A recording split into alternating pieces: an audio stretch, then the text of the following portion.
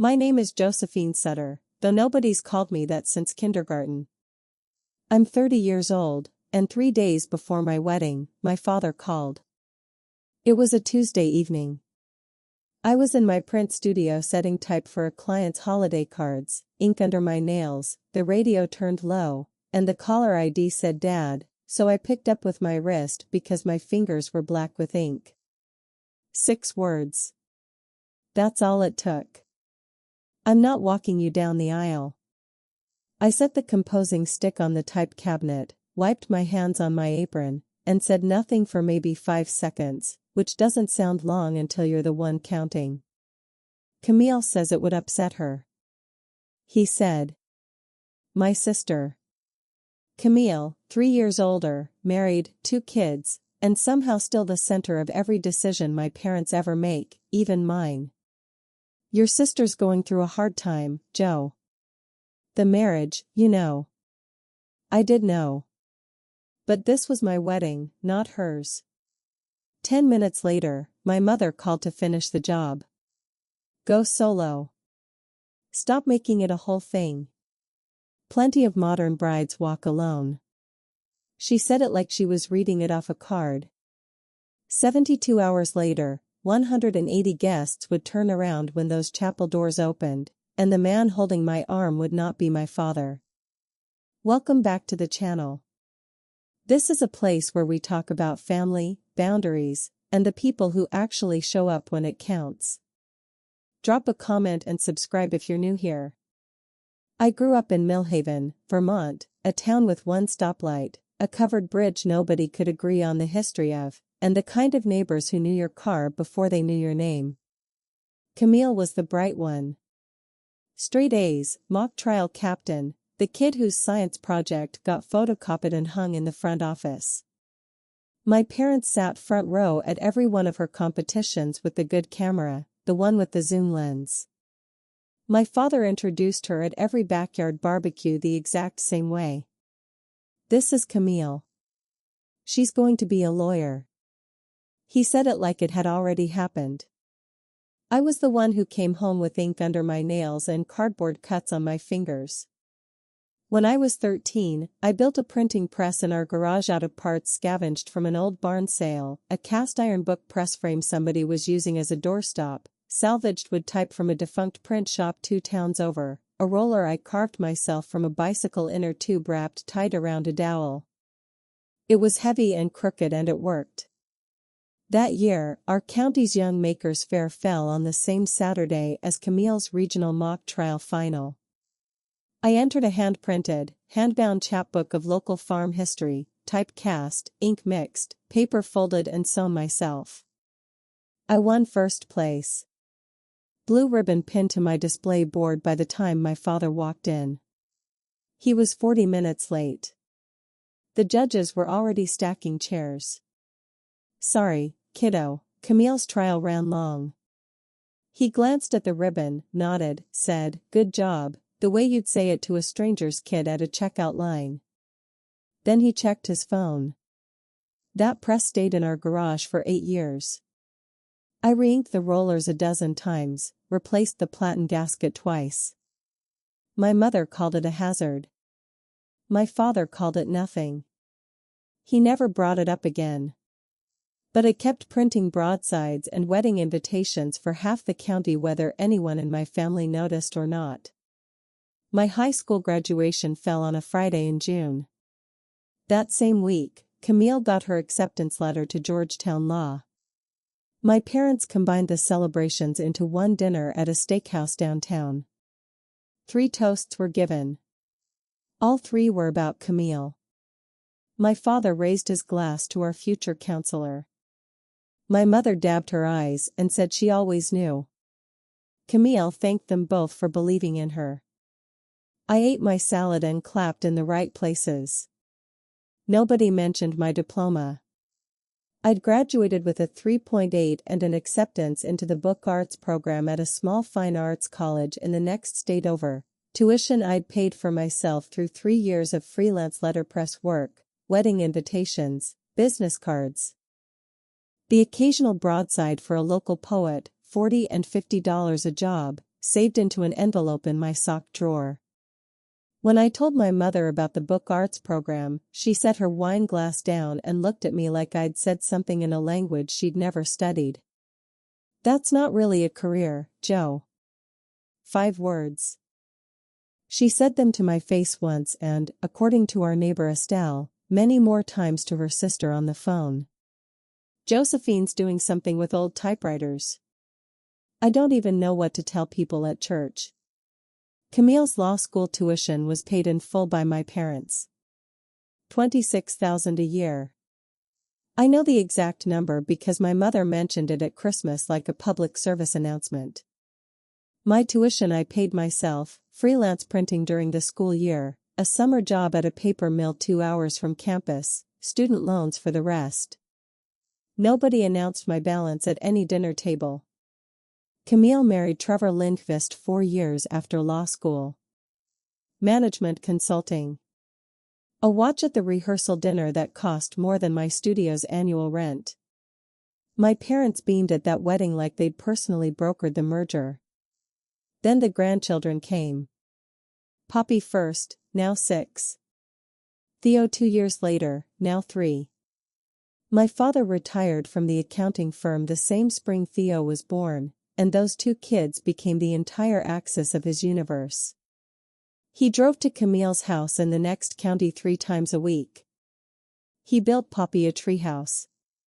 He read Theo the same fire truck book so many times he had it memorized, because Theo screamed if he skipped a page. Camille noticed. She noticed the way you notice a lever within reach. The first time she used the kids was over the seating chart at Easter. Camille wanted the head of the table. My father gave it to her. The second time was a family photo. She wanted it retaken without me in the frame. My father asked me to step just out of shot.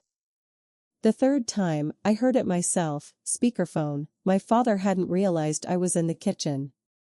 "If you walk her down that aisle, I'm not bringing the kids to Christmas." My father paused. I could hear his breath catch through the phone. Then Camille's voice, calm and rehearsed. "I mean it, Dad. It's too much for me right now. You know what I'm going through."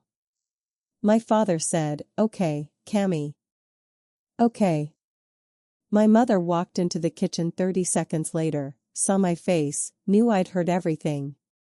Her response wasn't an apology. "She's their mother, Walter. Don't push her." That was the order of things in our house. Camille, then the grandchildren, then my parents' own comfort, then somewhere below the property taxes, me. I met Desmond Okafor at the Millhaven Farmers Market 3 years ago, on a Saturday in May. I had a folding table set up with letterpress cards and hand-bound journals. He had the stall 2 down, selling hand-forged garden tools and fire pokers his father made in a shop out past the old mill. We both showed up before the market officially opened. We both drank black coffee from steel thermoses. He saw me struggling to lift a full crate of paper stock out of my truck bed and walked over without being asked. "Need a hand?" "I've got it." "I know. My coffee's done and I'm bored." That was the first sentence Desmond ever said to me that wasn't about hinge pins or drawer pulls. Our first date was a walk through the covered bridge and then grilled cheese from a food truck in the parking lot. He had soot under his nails. I had ink under mine. It was the most natural evening of my entire life. He introduced me to his father 2 weeks later.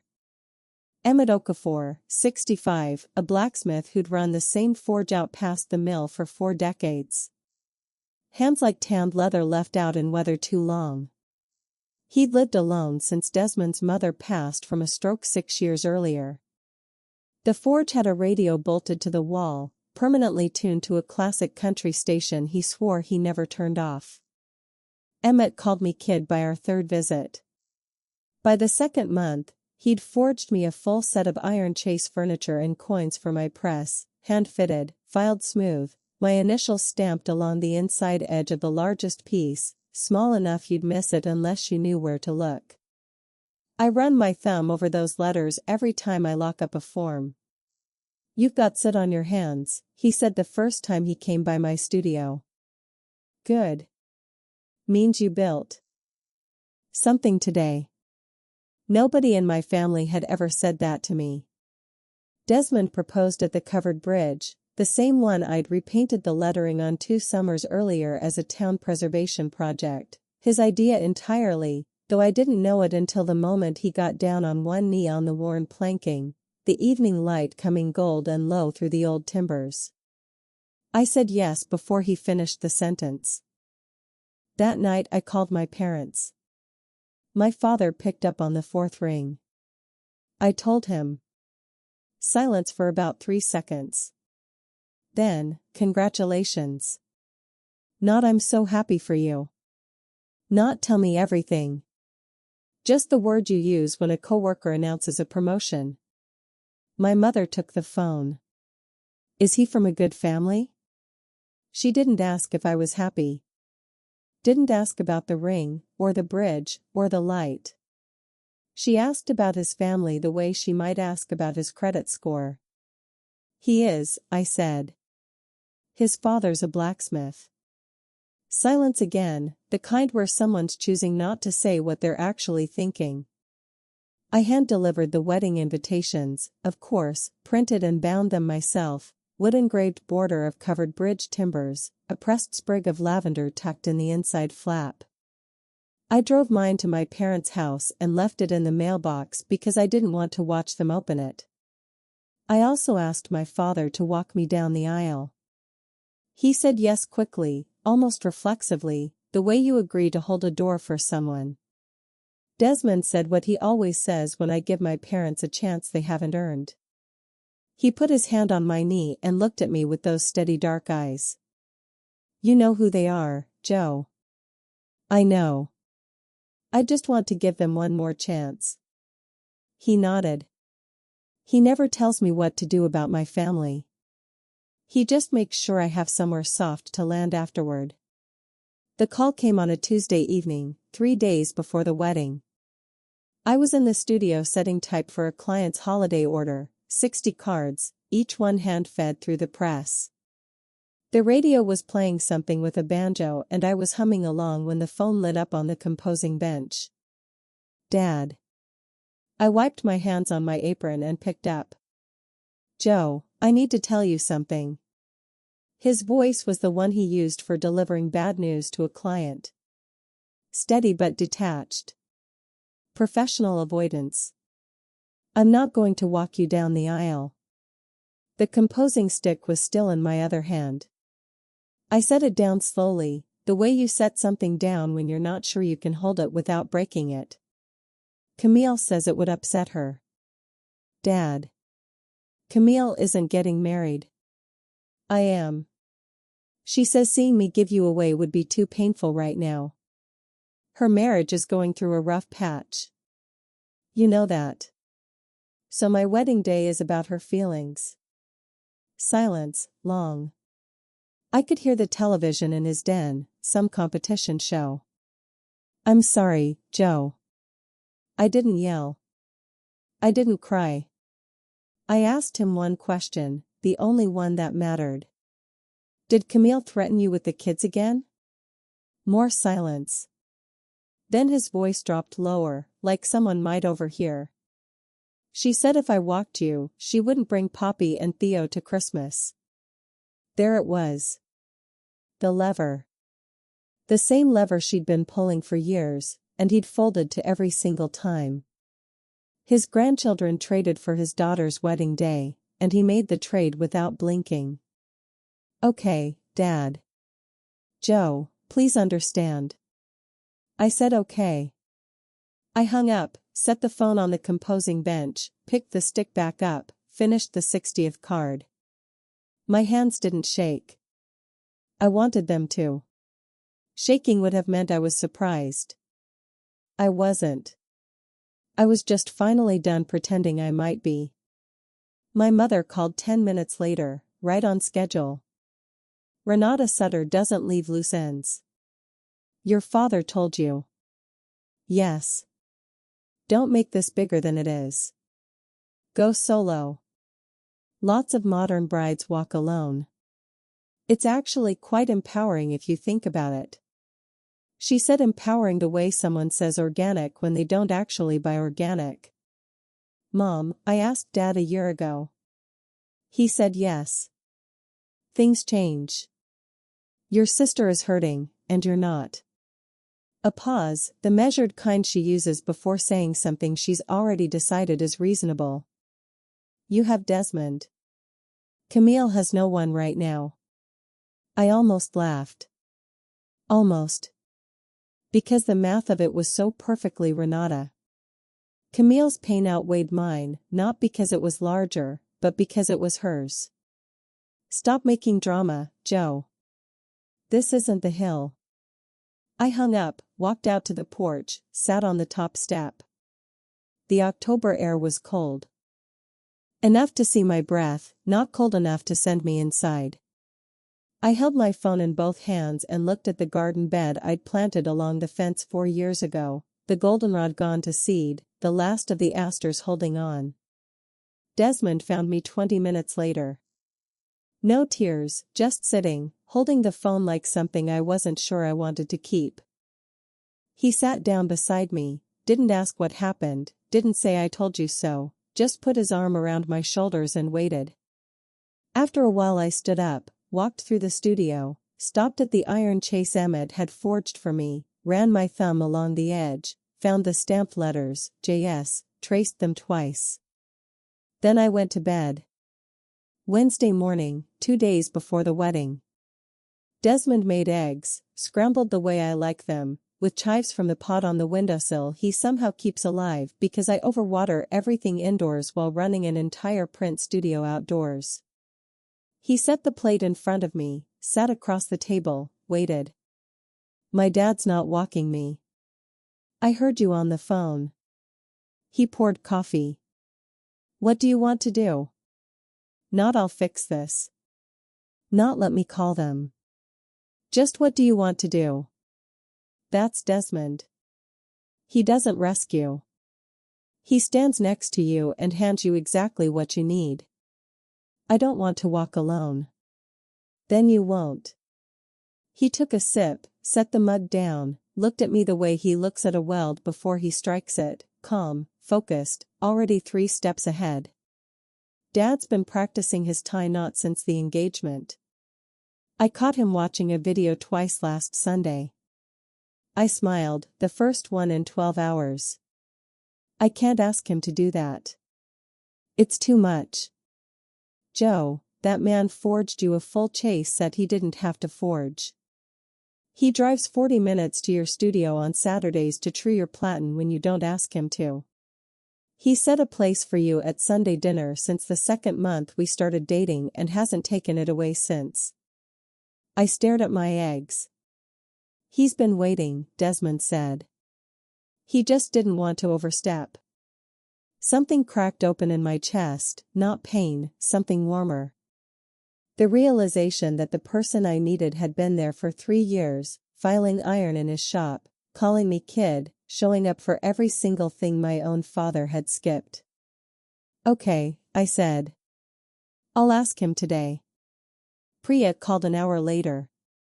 My best friend, maid of honor, the kind of woman who tells you your bangs look terrible before a date and then fixes them in 90 seconds. She'd run into Camille at the barber shop that morning, of all places, getting her color done. Small towns have long arms. Your sister was there, Priya said. And she was not subtle. What did she say? She was telling the stylist about your wedding, how stressful it is, how it's making everything about Joe again. I closed my eyes. Again, her word. She said, and I'm quoting, Josephine always gets the attention now. Ever since she started that little print shop, it's like the rest of us don't exist. I almost dropped the phone. Josephine always gets the attention. Me. The one who won a blue ribbon to an empty chair. The one whose graduation dinner became a law school celebration. The one whose career got publicly labeled not really a career by her own mother. She also said, and I wish I were making this up, her little print business isn't even real work. There it was, the exact sentence, Renata's words in Camille's mouth, passed down like a family recipe nobody asked for. Priya's voice softened. She's not upset about the wedding, Joe. She's jealous. You have Desmond. You have your business. You have a life that doesn't need her to validate it, and she can't stand that. I sat with that for a minute. Priya's right about most things, and she was right about this too. Camille didn't want my father to walk me because it would hurt her. She wanted him to stay home because my happiness was something she couldn't control, and controlling the aisle was the closest she could get. I should tell you about Thanksgiving last year.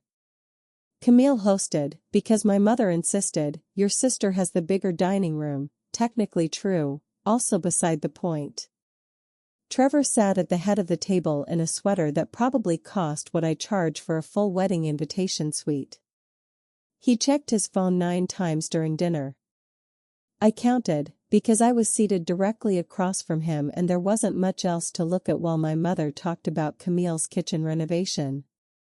Camille was loud that night, not her normal loud, the loud where you're trying to fill a room so nobody hears the silence underneath. She laughed at things that weren't funny. She refilled glasses that were still half full. She touched Trevor's sleeve twice and he didn't react either time. Then Poppy said it. She was 6. She had cranberry sauce on her chin, and she said it the way 6-year-olds say everything, clearly and without knowing what it means. Why does Daddy call from the hotel every night? The table went quiet. Trevor looked up from his phone. Camille's face did something I'd never seen it do before, not anger, not embarrassment, something underneath both of those. My father cleared his throat and asked Theo if he wanted more rolls, but I saw Camille's hands. They shook when she poured the wine, a small tremor, 2 seconds. Then she straightened up, smiled, and passed the gravy like nothing had happened. I understood something that night. Camille's marriage wasn't going through a rough patch. It was going through the floor. And instead of dealing with it, she was rearranging the furniture on top of the cracks. My wedding was just the latest piece of furniture she needed to move. Wednesday afternoon, 2 days before the wedding, I drove out to Emmett's forge, a converted barn on a dead-end road past the old mill. Weathered board and batten siding, a chimney that never fully stopped smoking, a shop that smelled like coal smoke and hot iron. The radio played classic country at a volume that suggested Emmett believed Merle Haggard should be experienced as a background presence in all human activity. He was tempering a set of hinges when I pulled in his leather apron, the one permanently stained black across the front like a second skin. I stood at the shop door a full 10 seconds before he looked up. "Hey, kid." He set the tongs down, wiped his hands. "Coffee's on inside." "Emmett." He must have heard something in my voice, because he set the hinges down immediately, turned to face me, wiped his hands again on the apron out of habit. My dad backed out of walking me down the aisle. He didn't say I'm sorry. He didn't ask why. He didn't shake his head or offer an opinion about my father or my family or the whole situation. He just looked at me with those steady gray eyes, the same eyes Desmond has, and said 5 words. "When do you need me?" That's the sentence. That's the whole thing. No hesitation, no "are you sure," no "let me think about it." The man was tempering a hinge, and in the next breath he was offering to walk me into my future like it had already been on his calendar for months. Saturday, 1 o'clock. I'll be there at noon. He picked the tongs back up, started working again, then quieter, "Kid, I've been waiting for someone to ask." I cried in the truck on the drive home, first time all week. The next 48 hours moved like a current. Priya handled logistics with the calm efficiency of someone who's planned 3 baby showers and once rerouted an entire graduation party during a power outage. She updated the seating chart. The father of the bride's seat at the front pew was reassigned, center aisle, now labeled Emmett Okafor. The seat my father was supposed to fill. Desmond took his father's suit shopping Thursday after work. Emmett had a blazer from 2009 he swore still fit. Desmond sent me a photo from the fitting room, Emmett in a new dark gray suit, looking simultaneously proud and deeply uncomfortable, his rough hands sticking out of the pressed cuffs like they belonged to a different man entirely. Desmond texted underneath the photo, "He's asked me 3 times if the tie is straight." I wrote my vows that evening in the studio. The iron chase Emmett had forged sat on the shelf to my left. A hand-carved book press lever he'd started for our wedding gift, thinking I didn't know about it, sat under a cloth to my right. I wrote by hand on the back of a proof sheet, crossed out lines, rewrote them, settled on something simple. My parents didn't call Wednesday. Didn't call Thursday. Didn't text. I checked my phone twice Thursday night and then set it face down in a drawer. Desmond noticed. He didn't say anything. He just made tea and left a mug on my nightstand. I didn't tell my parents about Emmett. They assumed I'd walk alone. Let them assume. The doors would open Saturday and the answer would be standing right next to me. Thursday afternoon, 2 days before the wedding, I was reorganizing centerpiece vases in the studio when there was a knock at the door.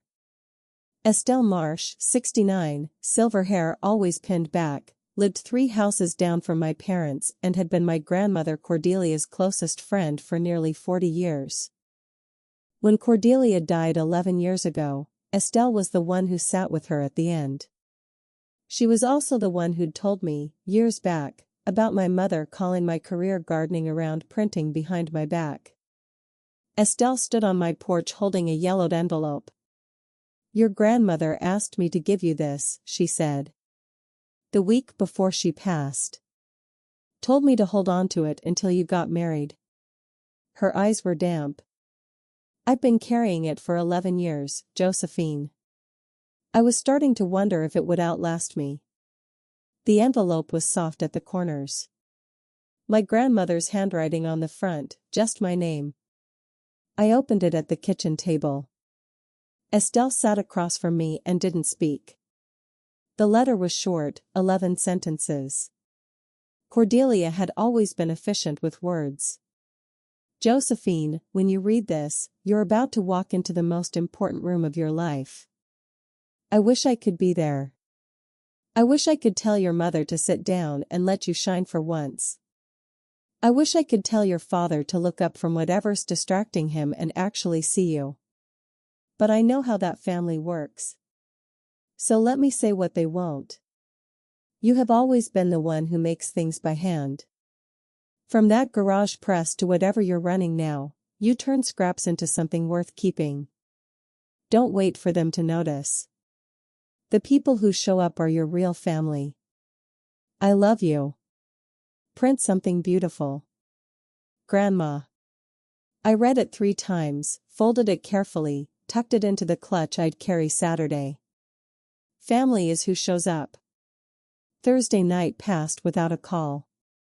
Friday, the same. No text, no voicemail, no last-minute change of heart from Walter or Renata. Friday evening was the rehearsal dinner. Emmett drove 40 minutes from his shop, arrived 20 minutes early, and helped the caterer move tables because he saw them struggling and couldn't stand to watch someone drag a folding table wrong. 30 guests, mostly Desmond's side, my college roommate, 2 women from the community print co-op I run workshops for on Wednesday nights, Estelle, Priya of course, and nobody from my family. The barn venue looked warm and low-lit, string bulbs strung along the rafters, arrangements I'd designed myself, dried grasses and laid asters in tin printers' trays I'd repurposed as vases. Emmett stood for the toast, held his glass the way he holds a hammer, firmly, like he means it. I'm not a man of many words. Ask Des, he'll confirm. Light laughter. But I'll say this. 3 years ago, a woman showed up at the farmer's market and hauled a crate of paper out of a truck bed like it owed her money. I liked her right away. He paused, looked at me. I never got a daughter. I guess God just made me wait a little longer. The room went quiet. Priya pressed a napkin to her eyes. Desmond put his hand on my knee under the table. Emmett raised his glass to Josephine, who makes things that last. I looked at his wrist. A trace of soot caught in the fold of his cuff. He'd come straight from the forge. He always came straight from the forge. That was Friday. Saturday was the wedding. That same Friday evening, 40 minutes east, my father sat in his garage.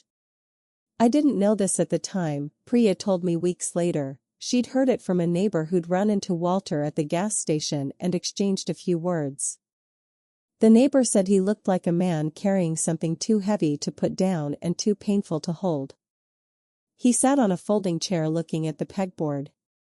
There was a photo pinned to it, me at 13, holding my first hand-bound chapbook at the Young Makers Fair, grinning like I'd invented paper. He'd hung that photo years ago and apparently never taken it down, even though the garage press itself was long gone. My mother had made him haul it to the dump the summer I left for college. It's a hazard, Walter. She came out to the garage at 9. Are we going tomorrow? He looked up. I think we should. Fine. But we sit in the back. I'm not letting Josephine turn this into some kind of statement. He nodded. He opened his phone, typed a message to me. I'm proud of you, Joe. He stared at the screen a long time, read it back, then deleted every word, locked the phone, and went inside. I didn't know about the message until much later. I think about it sometimes now, not with sadness, more with a kind of tired understanding. My father isn't a cruel man. He's a weak one. And weakness, when it lives in the same house as control, becomes cruelty by default. He went to bed without sending anything. Friday evening, 9:45. My phone buzzed. Camille. I heard you're not walking alone. Who's walking you? I looked at the screen, set the phone face down, didn't reply. 11 minutes later, Priya forwarded me a screenshot. Camille had texted her. Do you know who's walking Joe tomorrow? She won't answer me. Priya's response was a single period. Nothing else. I loved her for that. Camille called my father next, I know because he texted Desmond instead of me. At 10:15, Desmond showed me the message. Camille's upset. She thinks Joe is bringing someone to walk her to embarrass us. Maybe we shouldn't go. Desmond typed a response, deleted it, typed another, deleted that too, then set the phone down and looked at me. Your dad just asked if we're trying to embarrass them. At my own wedding. That's what he said. I took a breath, held it, let it go. My mother called my father back. I found this out later from Estelle, who has contacts I will never fully understand. My mother told him they were going. I won't give her the satisfaction of saying we weren't there. Classic Renata. Attendance as a strategic position, not an act of love. Then Camille's final text of the night to my father, forwarded later by the same network. If you're going, then I'm coming too. So that was the setup. Saturday morning. A wedding, 180 guests, a blacksmith in a dark gray suit, and 3 uninvited spectators in the back row who still thought the day was about them. Saturday. I woke at 5:20. The house was dark. Desmond had slept at his father's, tradition, he said, though I suspect it was mostly so Emmett wouldn't pace the shop alone all night. I made coffee, sat on the porch. The garden was still in that early fog where everything looks like a watercolor left out in the rain. My phone had 2 messages. Emmett, ready when you are, kid. Ties straight.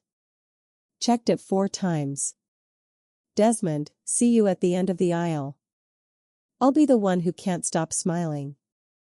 I looked at my hands, calluses across the pads of my fingers from years of setting type, a thin white scar on my left palm from a platen accident when I was 16, a smudge of ink under one nail I must have missed in the shower.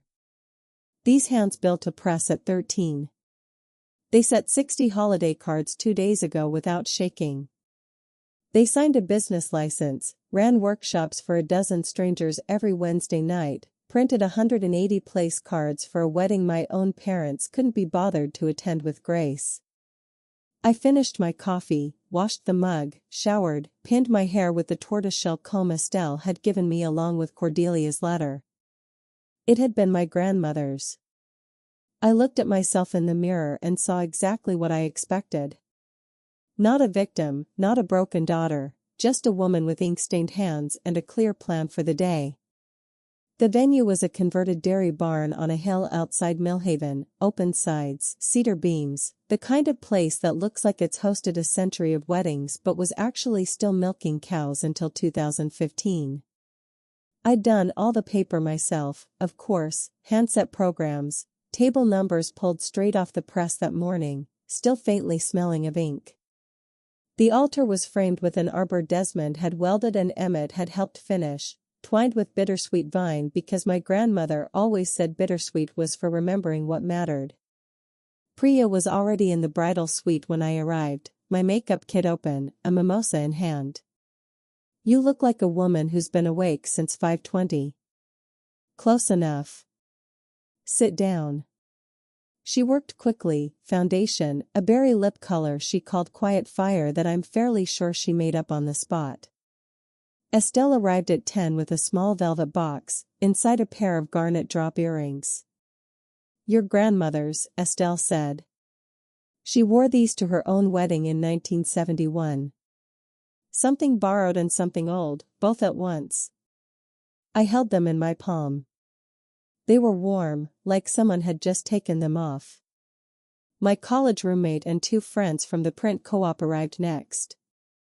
The 5 of us crowded into the bridal suite, Priya fixing my hair, Estelle sitting in the corner with her hands folded like a woman who'd been waiting 11 years for exactly this morning. No mother, no sister. Priya caught me glancing at the door once. Stop looking at that door, Joe. Everyone who matters is already in this room. She wasn't wrong. It still stung, the way an old bruise stings when you bump it against something you thought you'd moved out of the way. A knock at 10:45. Priya opened it. Emmett stood in the doorway in his dark gray suit, white shirt, a deep green tie Desmond had picked out. His hands hung at his sides, still rough, still nicked from decades of hot metal and hammers and things forged for other people. He saw me in my dress and stopped. For a man who measures a weld to the 16th of an inch, Emmett is remarkably imprecise with his emotions. His eyes filled immediately, his jaw tightened, he blinked twice, hard, and said, "Oh, kid. Don't cry, Emmett. I just got my mascara on. I'm not crying. Soot gets everywhere." Priya laughed from across the room. Estelle smiled. He reached into his jacket pocket and pulled out a small tin box. Inside, a boutonniere, dried wheat and juniper sprigs wrapped in fine wire. Made it this morning, he said. Figured store flowers wouldn't feel right for you. I pinned it to his lapel. The wheat had been cut from behind his shop. You look beautiful, he said. Then he corrected himself. No. You look solid. Nobody had ever said that to me on a day I was supposed to look beautiful, and it was exactly the right word. He took a seat in the corner next to Estelle. The 2 of them sat there quietly, a 65-year-old blacksmith and a 69-year-old retired teacher, the most unlikely security detail in wedding history, waiting for the doors to open. At noon, I peeked through the curtain at the side of the barn. Desmond's side was full: aunts, uncles, cousins, co-workers from the metal shop, his college roommate adjusting a bow tie that looked borrowed.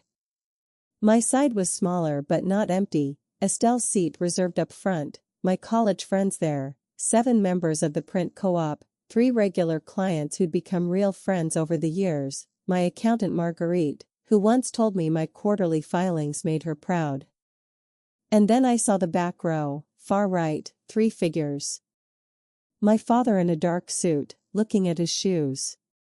My mother sitting rigid with her purse on her lap like a shield.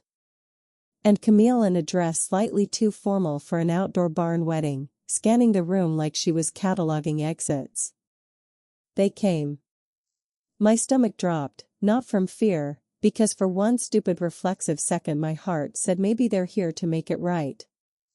Then I watched my mother lean over and whisper something to my father, and he nodded without looking up, and I knew they weren't here for me. They were here so they could say they'd been here. Attendance as alibi. I let the curtain fall, turned back to the room. Priya was adjusting her bouquet. Emmett was brushing something off his sleeve. Estelle was reading Cordelia's letter one more time. I'd shown it to her that morning and she'd cried quietly for 3 minutes. The coordinator stepped in. 15 minutes. The music started at 1 sharp, a string trio Desmond had found through a friend, something soft and ascending. I didn't know the name, but it sounded like sunlight moving through trees. The bridesmaids walked first, my roommate, then Priya's sister, then Priya last. She paused at the door, looked back at me, winked, then stepped through and the light swallowed her. Silence, the brief held breath kind, where 180 people go still at once and the only sound is whine through the open sides of the barn. The coordinator touched my arm. Ready. I opened the clutch, took out Cordelia's letter, read the last line. The people who show up are your real family. I folded it, put it back, closed the clasp. Emmett stepped beside me, offered his arm. His sleeve was crisp, but his hand was the same, rough, warm, calloused from 40 years of building things for people he loved. I placed my hand on his forearm and felt the steadiness of a man who doesn't shake. You good? He asked. I'm good. Then let's go show them what showing up looks like. The barn door swung open. Light flooded in, October sun, low and gold, catching dust in the air like glitter. Scattered by hand. 180 heads turned. And there we were, Emmett Okafor and Josephine Sutter, a blacksmith and a printer, neither of us related by blood, both of us exactly where we were supposed to be. I felt his hand cover mine on his arm. Steady. Warm. Decades of work pressed against my skin. He took the first step and I matched it. We walked. I didn't look at the back row. I didn't need to. I looked straight ahead, where Desmond stood at the end of the aisle with wet eyes and a grin that said everything his words would say later. This was my wedding day, and I was not walking alone. The doors were open. 180 people saw. And the man holding my arm was not my father by blood. He was my father by choice. If you've ever found family outside of blood, someone who showed up when the people who should have didn't, hit subscribe and stay with me, because what happened next is a moment I'll carry forever. The aisle was 55 feet long. I know because I measured it myself during the venue walkthrough back in August. 55 feet of reclaimed pine boards. The irony of walking onward toward a future given to me by a man who works metal was not lost on me, though I didn't think about it at the time. At the time I was counting Emmett's steps, left, slow and steady, the same rhythm he uses swinging a hammer, measured, intentional, the kind of pace that says I've done this before in my bones even if I never have. The gasp started about 8 steps in, not loud, just the small involuntary sounds people make when they're assembling a story in real time. Guests who knew, Priya's family, the print co-op women, Marguerite, smiled and pressed tissues to their eyes. Guests who didn't know looked at Emmett, then scanned the room for someone who looked like a father of the bride, and found a man in the back row who wouldn't meet anyone's eyes. I did not look at my father. I want to be clear about that. I didn't turn my head, didn't search for his face, didn't give him the satisfaction of a glance or the cruelty of a pointed one. I looked at Estelle, dabbing her eyes in the front row. At Priya, standing at the altar, hand over her mouth. At the print co-op women, 3 of them openly crying. Then I looked at Desmond. He stood at the end of the aisle, hands at his sides, eyes full. He nodded once at his father, not a greeting, a thank you, the kind men exchange when words would take too long. The moment was already perfect. In the back row, I'm told my father half stood, caught himself on the pew, sat back down. My mother grabbed his arm. Camille stared straight ahead with an expression Estelle later described as a woman watching a door close that she can't reopen. We reached the altar. The officiant smiled, a woman named Reverend Alicia Hale, short, silver-haired, the kind of voice that makes you feel like everything will be fine even when it won't. Who gives this woman in marriage? Emmett cleared his throat. He's not a man who speaks to crowds. He builds for them, fixes their gate hinges, feeds them Sunday stew, sends them home with leftovers wrapped in foil. He doesn't address them. Today he did. Her family does. A pause, then quieter, like he was saying it to me rather than the room. All of us who showed up. The room exhaled. A soft sob from the front row, Estelle. Priya's mascara was already done for. Marguerite fanned herself with her program while also using it as a tissue.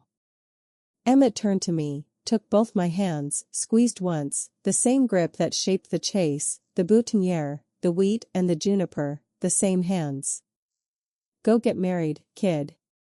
He placed my hand in Desmond's, stepped back, walked to the front row, center aisle, sat in the seat labeled with his name that morning. The seat my father was supposed to fill. Desmond leaned in and mouthed 2 words to his father. Thank you. Emmett nodded, folded his hands in his lap. I noticed soot on his right cuff. He always had soot on his right cuff. I turned to Desmond. The ceremony began. When it came time for vows, I said what I'd written in the studio 2 nights earlier, next to Emmett's iron chase, on the back of a proof sheet. I choose you, and I choose the family we build, not the one we were given, the one we make with our hands every day, from the ground up. Desmond said his vows. I don't remember the words. I remember his eyes. We were married at 1:31 in the afternoon. The reception started at 2, same.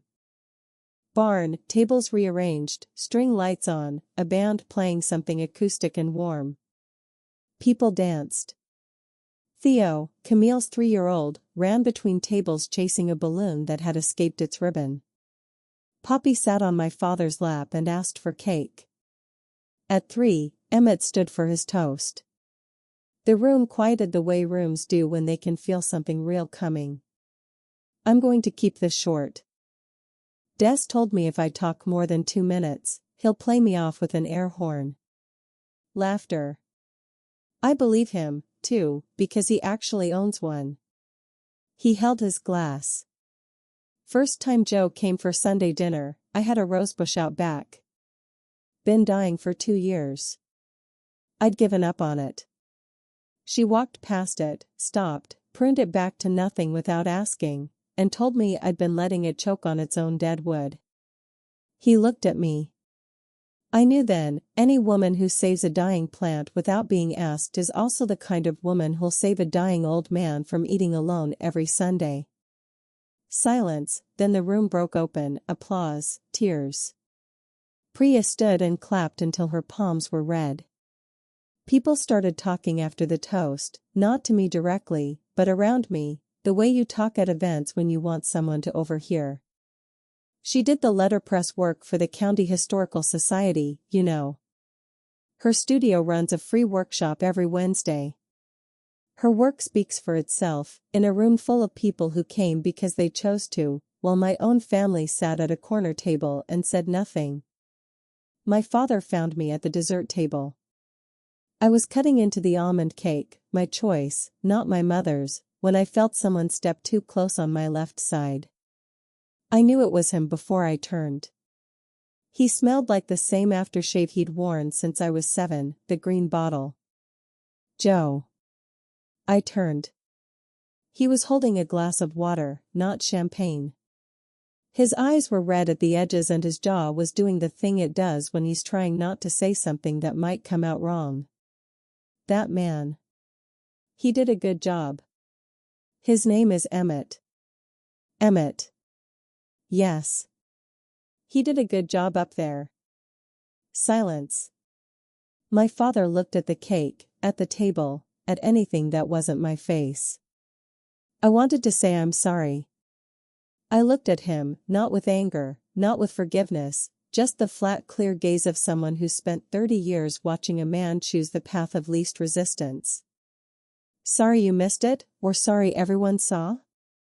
He flinched, small, the kind of flinch that only happens when someone says out loud what you've been thinking for 3 days. Before he could answer, my mother appeared, hand on his elbow, guiding him away the way she always guides him, firmly, like steering a cart. Walter, come sit down. She leaned toward me as she turned him. Voice low, controlled, the same tone from the phone Tuesday night. Don't make a scene, Joe. I picked up the cake knife, set a slice on a plate. I'm not the one making scenes, Mom. I'm cutting cake. She walked away. He followed. He always follows. The father-daughter dance was at 4, except it wasn't a father-daughter dance. It was Emmett and me on a barn floor under string lights, to a song Desmond picked, an acoustic cover that made Priya cry for the 3rd time. Emmett danced the way he works metal, carefully, attentive to where his feet were going. He held my hand in his and kept his other hand on my shoulder, not my waist, because Emmett is the kind of man who respects a boundary even at a wedding.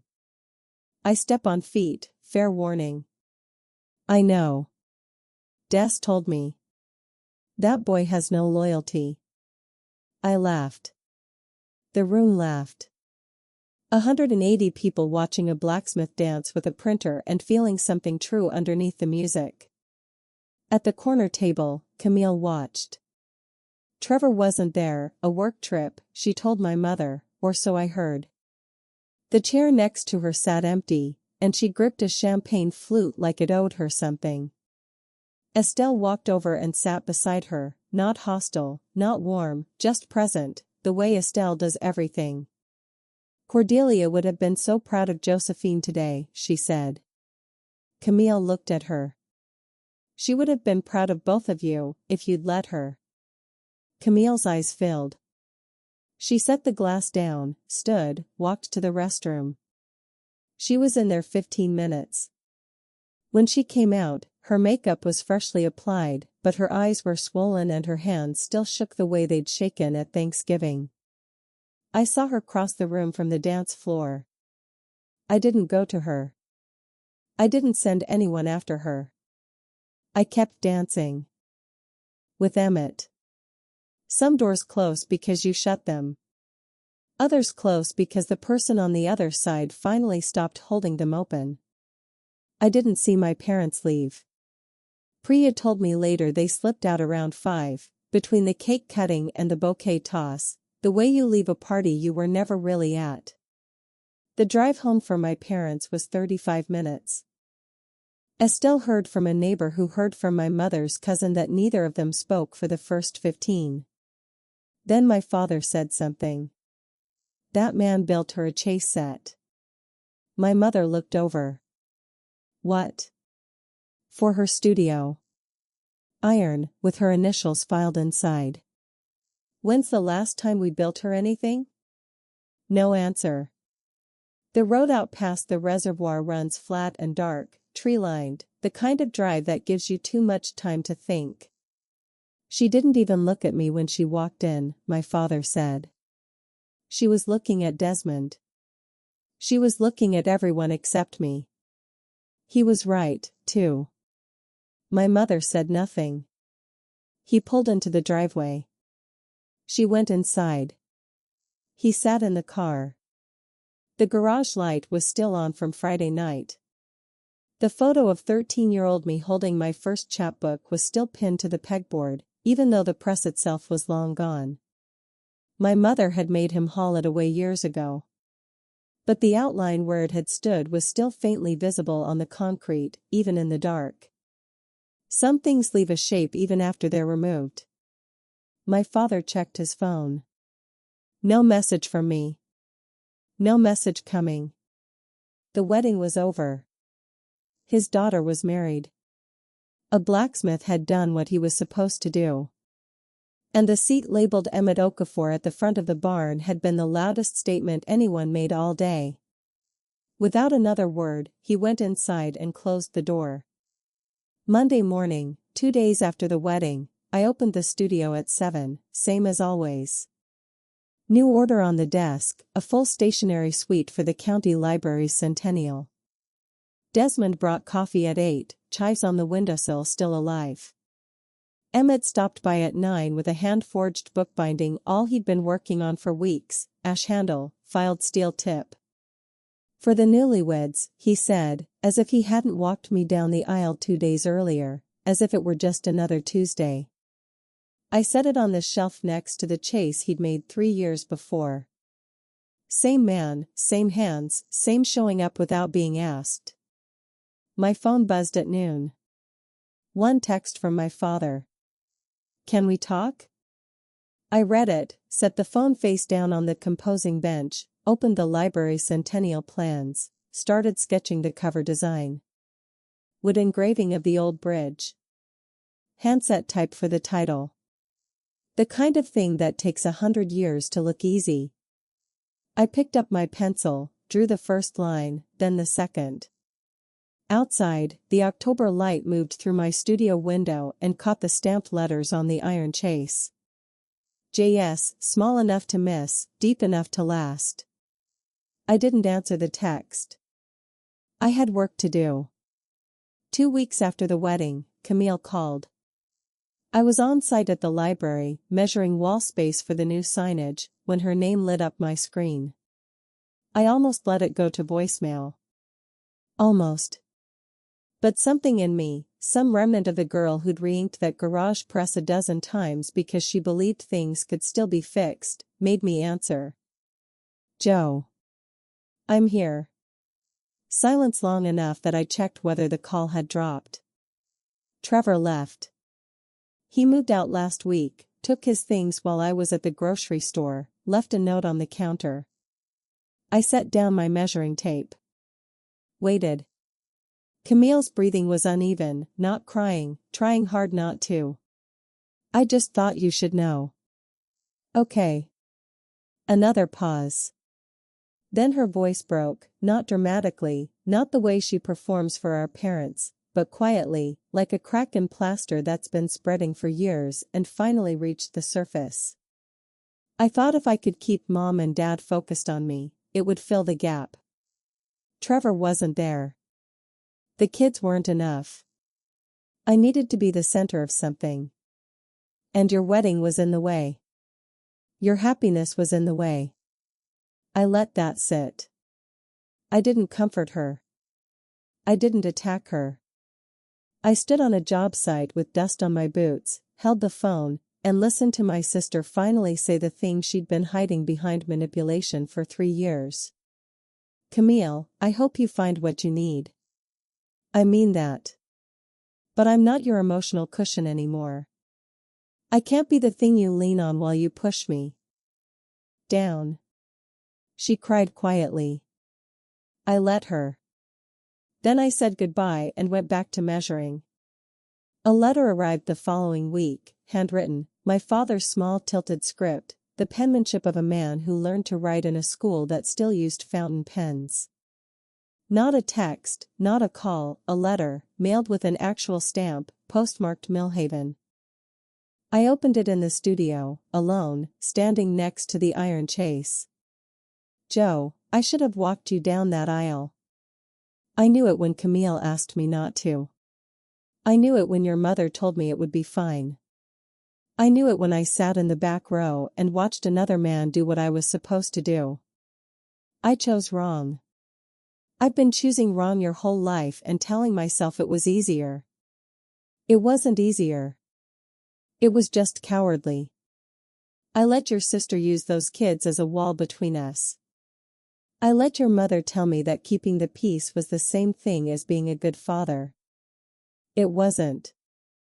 Keeping the peace meant keeping you at a distance, and I did it because I was too afraid of what would happen if I finally pushed back. Emmett earned what I threw away. He showed up. I didn't.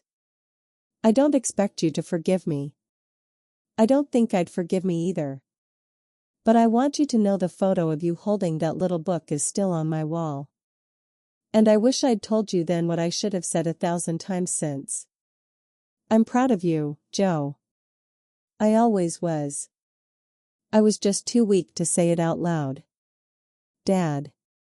I read it twice, folded it, placed it in the desk drawer next to Cordelia's letter. 2 letters, 2 very different weights. I didn't reply. I used to think family was the people you were born to, the ones who shared your blood, your last name, your dinner table. I don't think that anymore.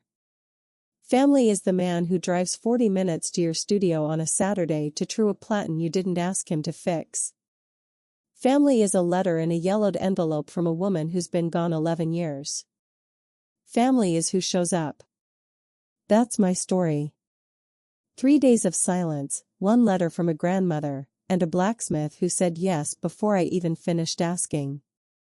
If this reminded you that family is a choice, not an obligation, share it with someone who needs to hear it.